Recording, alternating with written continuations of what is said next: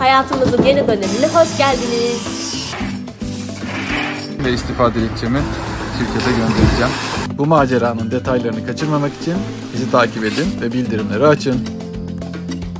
Ağlarım ama. Ben çıkıyorum. Çıkıyorsun. Hayır, ağzım çıkıyor.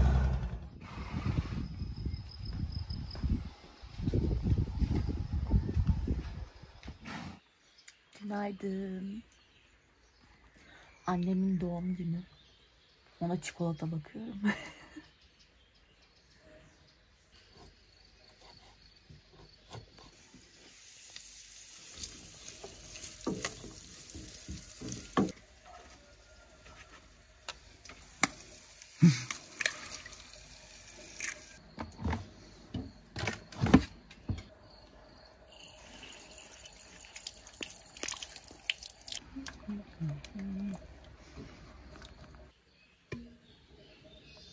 Teşekkür ederiz. Merhaba Demir. Kahveyi ben aldım. Harikasın. Anneciğim en büyük boyutunu aldım ben. İyi yapmışsın. Sen doğum günü çocuğusun. Evet. İstediğini yapabilirsin. Kesinlikle katılıyorum. Nasılsınız bir tanelerim? Bizi Çok iyi. özledim ya. Biz de özledik.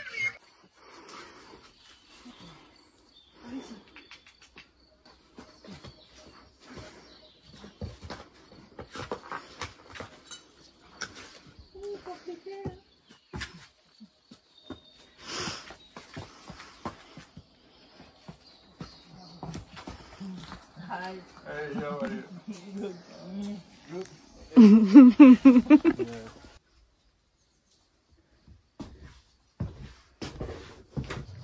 İşbaşı zamanı.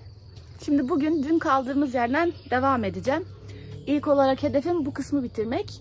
Büyük ihtimalle bu gördüğünüz taşların üstünde bir 2-3 kat daha taş çıkıp bir alan oluşturacağım ama içini boş bırakmak istiyorum. Çünkü orayı toprak doldurup aşağıdaki tamamen doğal olan toprakla birleştirmek ve onun içine bir şeyler ekmek.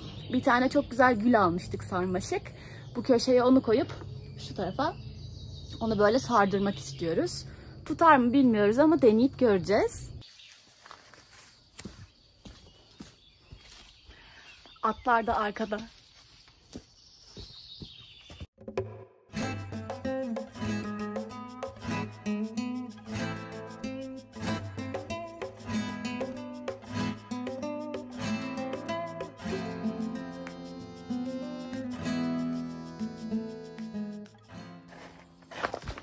En son, duramadım.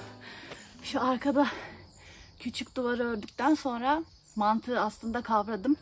Büyük taşlar varsa daha rahat oluyor ama çok fazla büyük taş yoksa küçük taşlarla örmek biraz daha zor. Ağırlık binemediği ve stabilitesi daha düşük olduğu için küçükler çok daha oynak oluyor. Ama neyse ki buradan bir sürü büyük taş çıkmıştı. Onları oturttum. Şuradaki bir taşı mükemmel kilitledim. Tam böyle iç içe geçtiler ve çoğu aslında oynamıyor. Şimdi bunların üstüne en büyük, yani büyük bir taş koyunca bence olacak.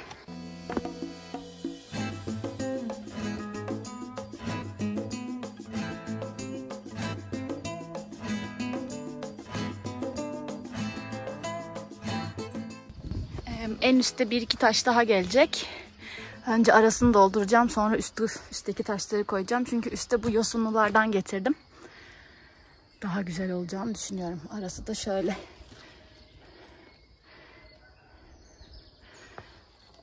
Arası boş olunca taşları dizmek hiç kolay olmadı. Ama işte bir şeyler oldu. Bunlar en üste gelecek birazdan. Şimdi en sevmediğim kısım kürek, toprak almam lazım.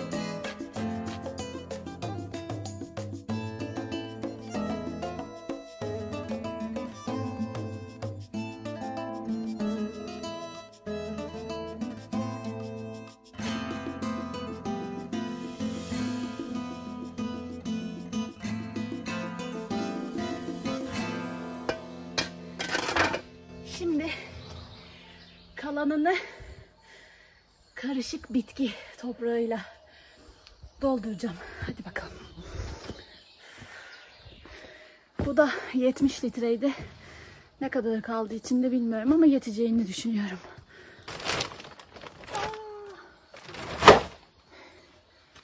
Fatih bunu plastik çöpü yapmış. İçinde hiç toprak yok. Şurada bir de açılmış 50 litrelik var.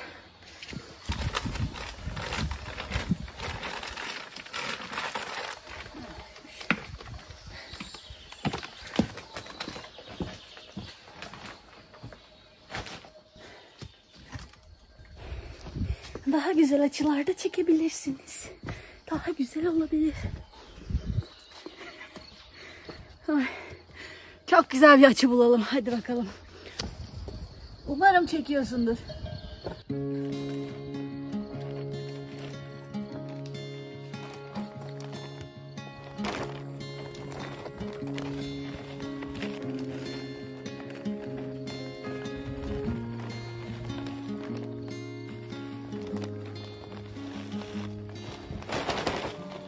Ay ödüm patladı. Hoş geldin.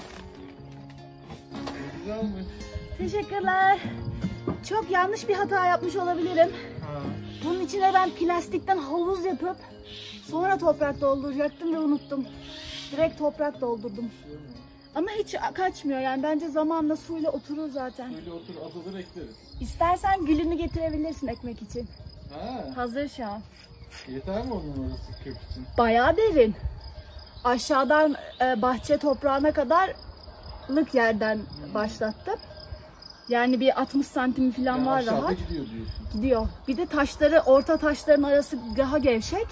Oradan böyle dallarını çıkartabilir. İsterse bu dışarıdan bu tarafa. Bozmaz değil mi duvarı? Zannetmiyorum. Göreceğiz zamanla. Tamam. Yani en kötü gül güzel olursa duvarı yıkarız. Gül kalır. Tamam. Hadi getir. Yok gibi şey yapabiliyorsun. Çelikleyebiliyorsun. Ha? Şimdi mi ekelim? Şimdi ekelim, hazır. Şu son bitince de şuraya taşlarını koyacağım. Son. Onların içine bir şey... Nereye ekeyim? Kenara mı? Evet. O duvara yakın olsun. Tamam. Hiç toprağımız kalmamış bu arada. Ben o 70 litreyi toprak sanıyordum. İçim çöp çıktı. Biraz yıkıldım. Tutayım mı? Biraz daha açmak istiyorum. Ver onu bana, rahat rahat.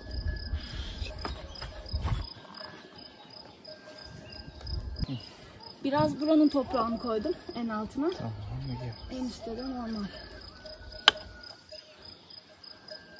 Ne soktun? Pardon. Wow. Çok güzel. Biraz daha mı açsak? Buradan o tarafa biraz al istersen. Buraya da Melisa'yı koyalım mı?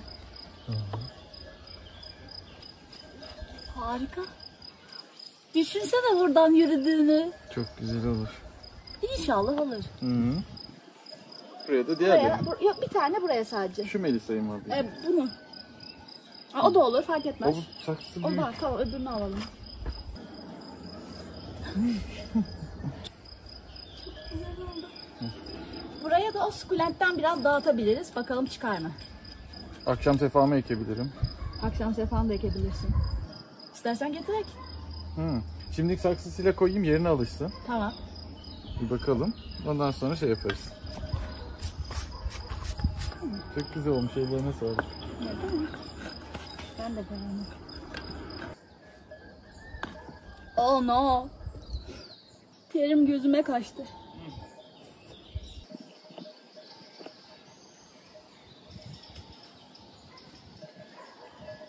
Çok güzel oldu. Tada! Son hali böyle oldu. Bu taraftan da böyle oldu. Hiç fena olmadı bence işçilik.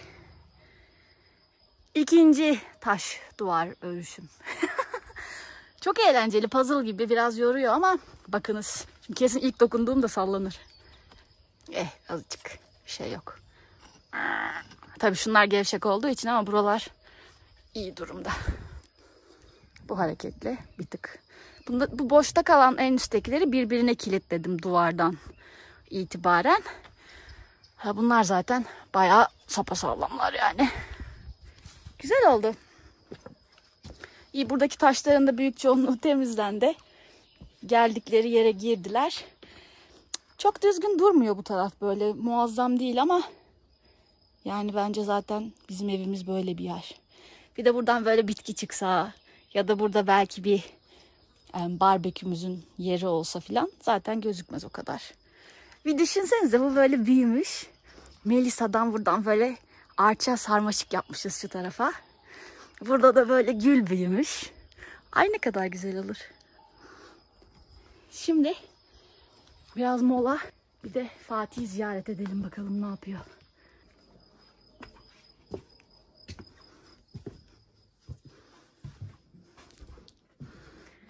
Biz geldik. Hoş geldiniz. Hoş bulduk. Ne yapıyorsun? Ay şuraya Çalışıyorum. azıcık oturdum. Yorulmuşum.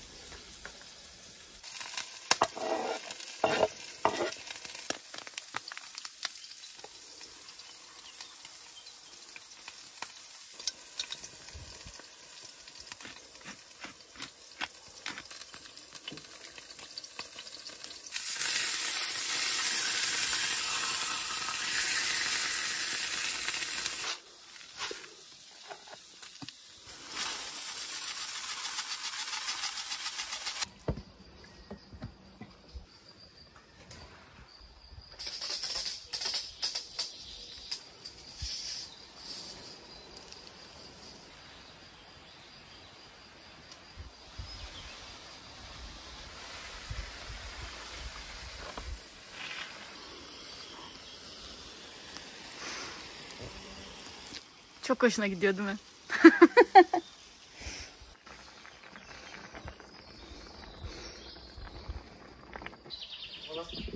Hola. ¿Qué tal?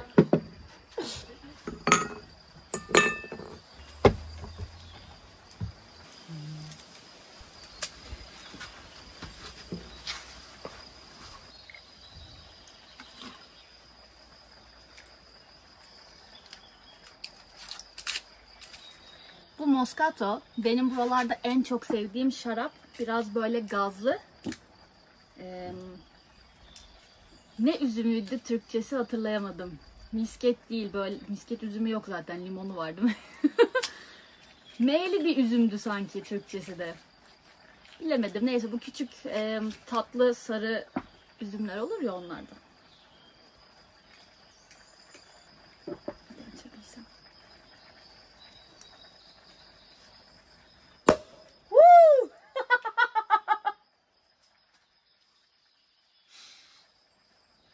Bu kadar patlayacağını düşünmemiştim. Çok iyi gitti.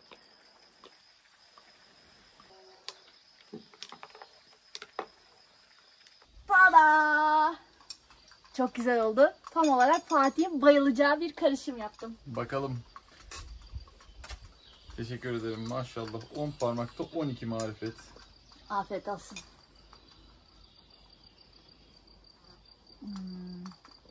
Çok güzel. Güzel.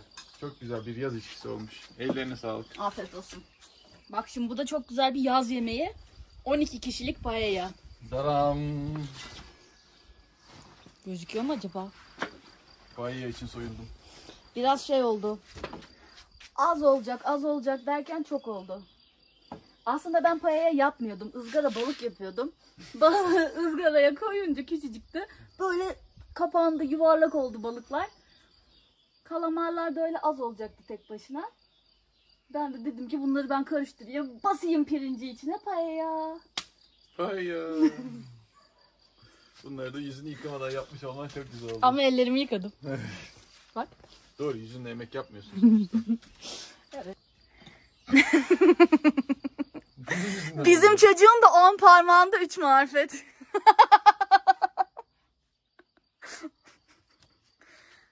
Senin yüzünden oldu. Ay pardon, görmedim seni. Bakmıyordum. Tamam çok, sen de çok yetenekli bir çocuksun.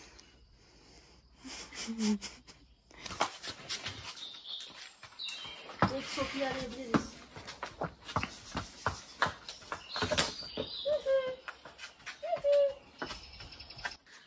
Şu yüzümü de bir temizleseymişim. Biz yemek yerken heyecanlı dakikalar yaşandı. Atlardan 2 tanesi buraya geldi ve çıkmak istiyorlar. Evlerine gitmek istiyorlar muhtemelen. Sofi'yi aradık. Dedi ki bir deneyin aşağı indirmeyi. Olmazsa bakacağız. Ama ilk defa bu kadar yaklaşacağız. Gerçekten sevmiştik de hiç tasmasını takmayı denememiştik. Ona da tasma deniyorsa eğer bilmiyorum. Şimdi Fatih deniyor. Yan gözle bakıyor. Çünkü tedirgin şu anda. Tamam. Göze bak. Gel bakayım. Gel. Gel. Gelmek ister misin? Gel bakayım.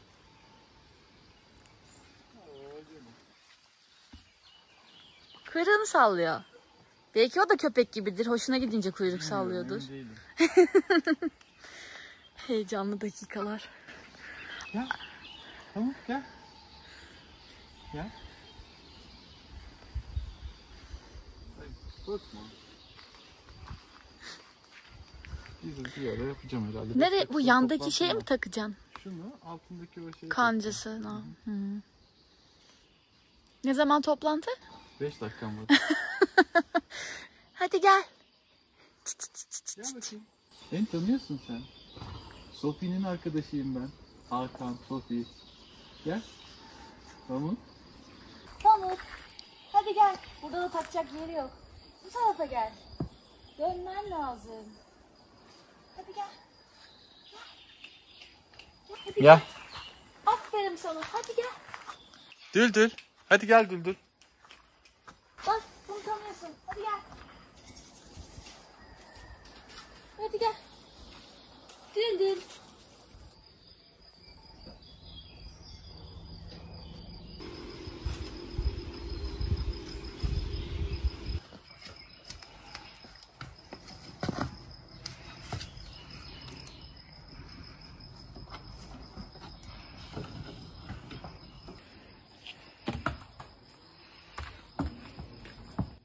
Gel. Gel. Gel. Geri gidemiyor. Dur. Gel. Kapıyı çekelim. Sen biraz küçük olmadığın için. Ne bileyim. Gel bakayım. Nerede? Fatih nerede? Gel.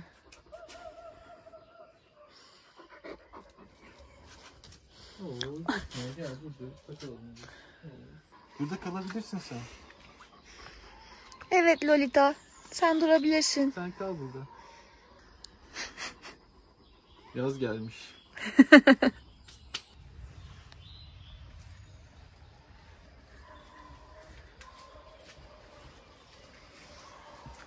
Diğerlerinin gittiğini gören Dolunay koşa koşa geldi. Hadi gel eve.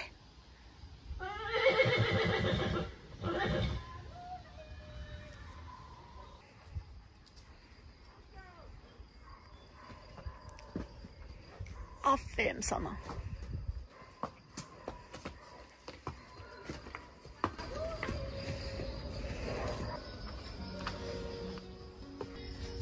Karnımı doyurdum, enerjimi topladım diyeceğim ama toplamadım. Aksine daha çok uykum var. Ama yağmur geliyor. O gelmeden en azından birazcık daha iş yapayım dedim bahçede.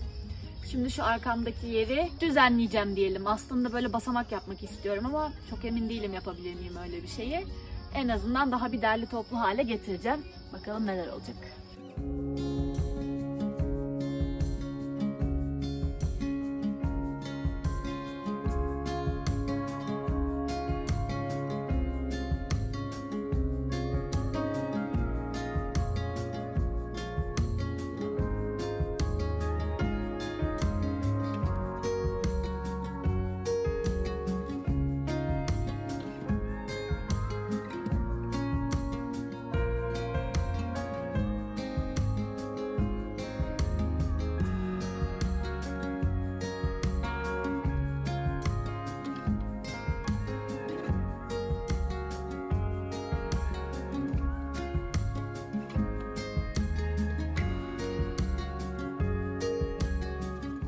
Şimdi buradan bir sürü taşı çıkarttım.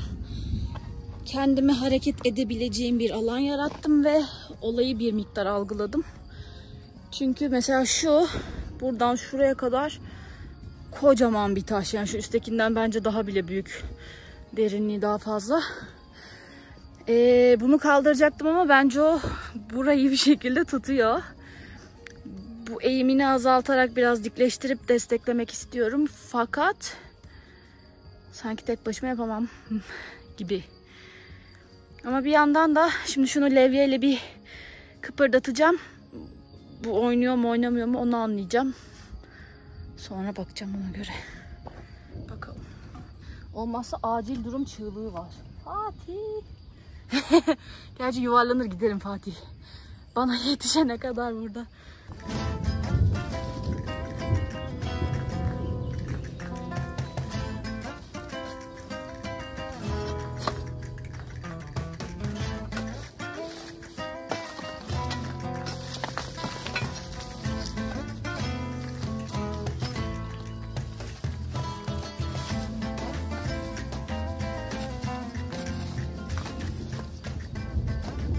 Şimdi içeriği tamamen boşalttım. Tertemiz oldu. Bence bunu aşağı kaydırabilecek bir yerim de var. O da hazır. Ama nasıl kaydıracağım emin değilim. Bakalım. Çünkü yani bu kadar ağırlığı istediğim gibi yönlendirebileceğimi çok sanmıyorum ama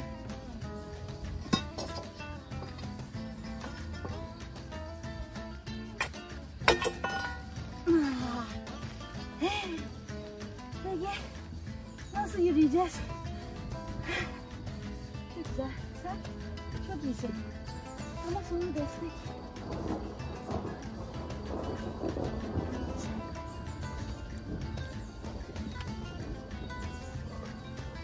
No.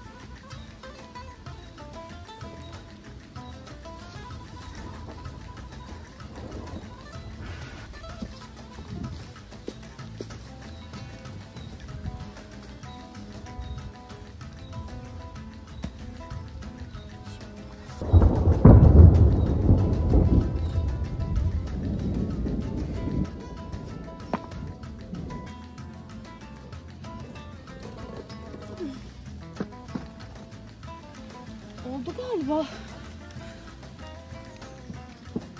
Süper. Aferin. Aferin kız. Johnny bu taşı buradan buraya getirdim. Oynata oynata oynata oynata. Altını dolduracağım şimdi içini. Daha az kaldı. Şurayı doldurayım geleceğim. Ben içerideyim hala. Tamam. Gitme, gitme, gitme.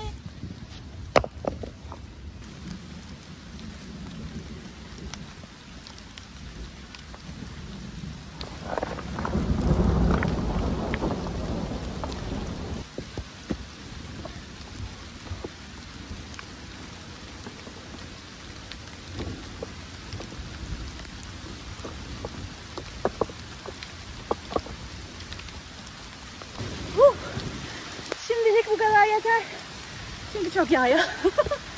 Ama oldu. Yani üstü falan düzlenecek de kapı girişi oldu en azından. Harika. Çok güzelsin.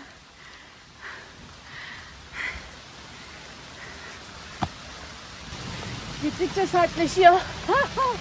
Kaçma vakti. Sen de burada kal. Hoppa.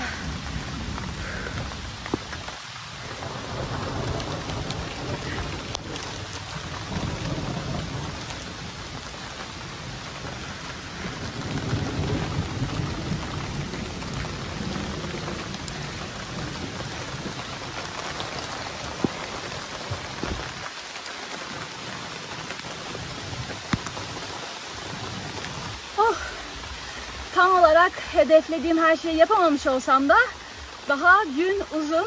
Büyük bir ihtimalle bu yağmur bir ara hafifler, belki durur. Sonrasında devam ederim çünkü çok güzel oldu. Bunu yapabileceğimi hiç düşünmemiştim. Tek başıma başarabildiğim için çok mutluyum. Nasıl gidiyor? İyi gidiyor. Lambamı takacağım. Hadi bakalım.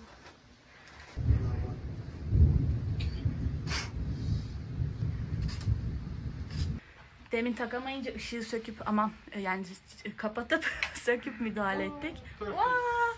Gerçek bir oda gibi oldu. Mükemmel. Gözümün içine girmiyor artık.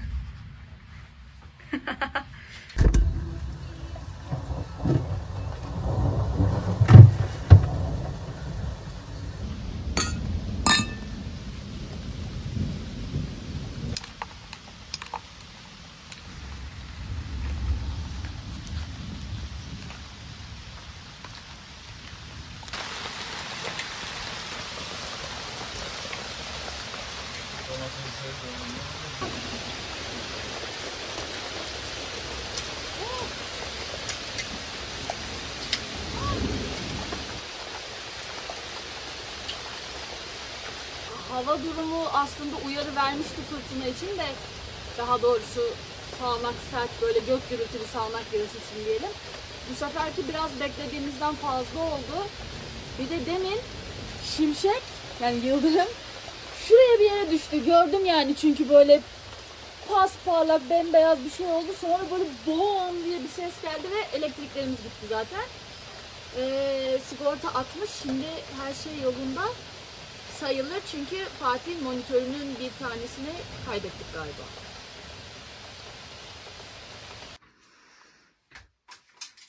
Yemek vakti. Evet. Çok acıktık.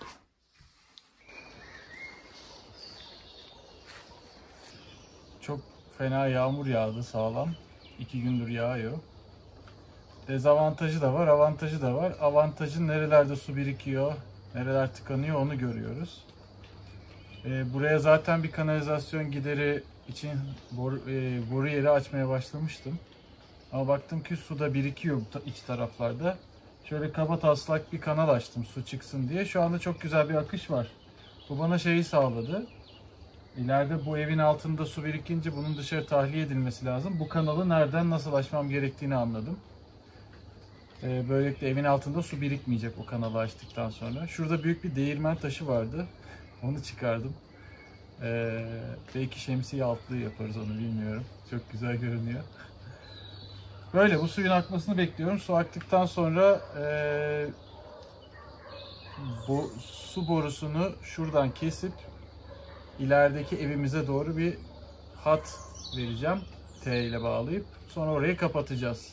Orası bitince tekrar o suyu kullanmaya devam edebileceğiz oradan böylelikle. Ve buradaki dağınıklığın üzerini kapatabileceğiz. En azından şurası tekrar yürünebilir hale gelecek. Bu taraf için de işte dediğim gibi kanalizasyon hattı buradan gidecek. Su borusunu oradan çekmeye karar verdik. Orada hazır bir yer vardı. Oradan aldık. Zaten mutfak o tarafta olacak. Bir geriye elektrik kalıyor. Elektriği nereden geçireceğimi hala düşünüyorum. Belki şu dışarıdan gelebilir elektrik. Elektriğin öyle çok fazla detaya ihtiyacı yok. Bakalım, göreceğiz onu nasıl yapacağımı.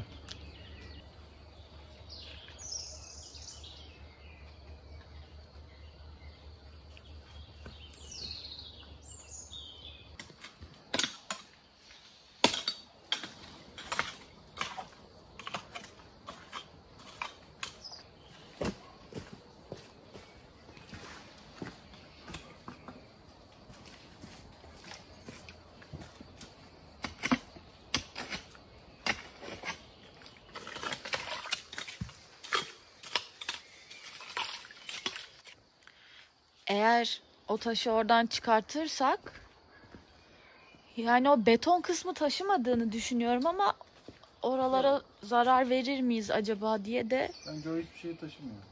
Ama oradaki taşları sola doğru bastırıyor olabilir, sıkıştırıyor olabilir mi? Eldivenlerimi alıp geleyim mi? Olur. Bu taş ve şu iki taş ve bu beton birbirine kilitlenmiş durumda. Teorilerden iki tane var. Birisi bu iki, yani bunu destekliyor ki düşük ihtimal, zaten bu beton, yani altının çoğu yeri boş, pek desteklediğini sanmıyorum. Kuvvetli ihtimal bunun aşağı kaymasını engelliyor bu iki taş. Şimdi bu taş ona göre bildiğin 45 derece 40 dereceye yakın bir eğimde duruyor ve ondan daha kalın, daha uzun, daha geniş. Onu iki kişi yani çok zar zor oynatmıştık. Burası çok riskli, hastanelik oluruz bence. Yani bence dokunmayalım. Ben de sana katılıyorum. Peki o taşı dokunmadan orayı nasıl düzeltiriz? Şu an çeşme olarak kullandığımız yerin altını ve orayı komple boşaltıp o tarafı en azından düzenleyebiliriz yani belki. Bir de orayı açınca taşın arkası görünür. Şu ara boşluğu. Şurası. İçini görmüş oluruz en azından. Bence Sonra gerekirse ona göre müdahale ederiz ya da etmeyiz. onu yapabiliriz. Orası bir şey taşımıyor. Ama şuradaki musluğu bu tarafa çevirdikten sonra mı yapsak acaba işi? Değil mi? Şu kullanışlı şeyi de Yani kaybetmeyelim. şu anda onu kullanıyoruz. O musluğu oraya çevirmek için de aslında çevirmek yetmeyecek. Boyu çok kısa tepesinin. Yükseltmek gerekecek. Oraya bir T bağlayıp yine. Çünkü öbür eve de su gidecek ya. O tarafa giden hattı da kesmeden bu tarafa doğru da uzatmamız gerekiyor. Ama oraya alacağımız T metal bir T olması lazım.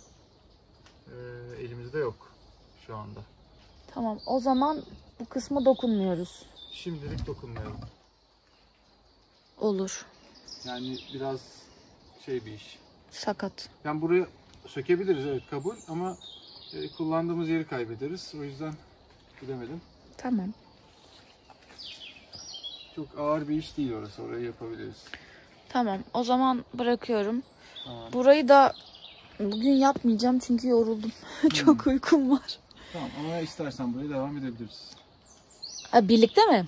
Birlikte yaparsak olur. Çünkü ağır işi var. Şu taş var ya, kocaman tek parça. Hı hı. Onu biraz kaldırıp diklemem, yani bize yakın tarafını yükselteceğiz, arka tarafını oturtacağız. O bir basamak olacak. Bir de onun Seviyesini önüne yükselteceğiz. basamak yapacağız filan. Seviye Evet. tespit edeceğiz diyorsun. Evet. Yani büyük iş var orada. Anladım. Ama yapabiliriz eğer başka bir planın yoksa. Yok. Başka bir planım yok. O zaman peki. Tamam. Tamam. Sümüklü böceklere bak. Orada bak. Şuna baksana. Evet. Hep bunun altından çıktılar bir süre. O sürüklü hayvan. Evet. Bakalım.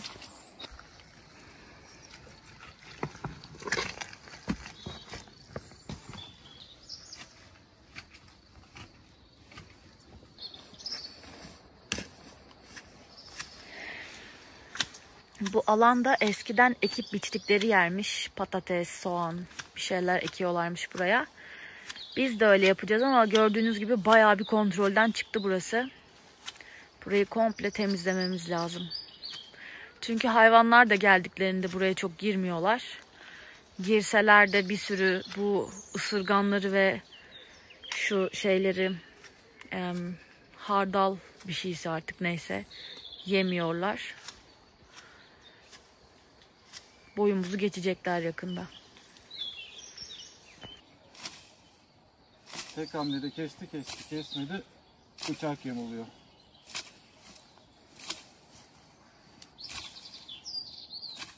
Şimdi burayı açmaya karar verdik. İki tarafında, hem Fatih'in olduğu tarafı biraz kazacağız, hem de önde gördüğünüz şu çamur yığıntısını. Çünkü orası öyle değildi. Dün biz buraları hep kazarken oldu. Yağmurla birlikte de iyice kaydı, aktı ve orada birikti. O yüzden şimdi orayı bir temizlememiz lazım ki şuraya basamak yapabilelim. Kazmaya ihtiyacım var. Tamam. Peki bulutların güzelliği?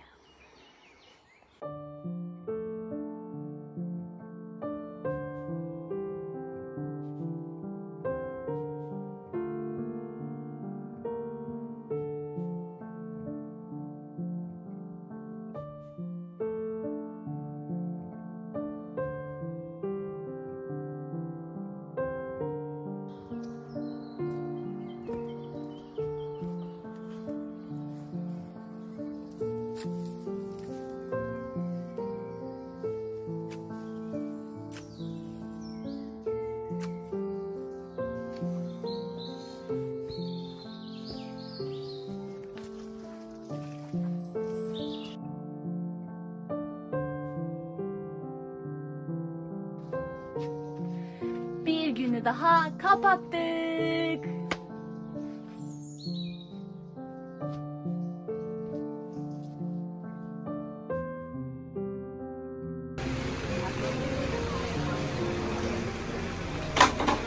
Pazar alışverişimizi yaptık. Siyah. Siyah.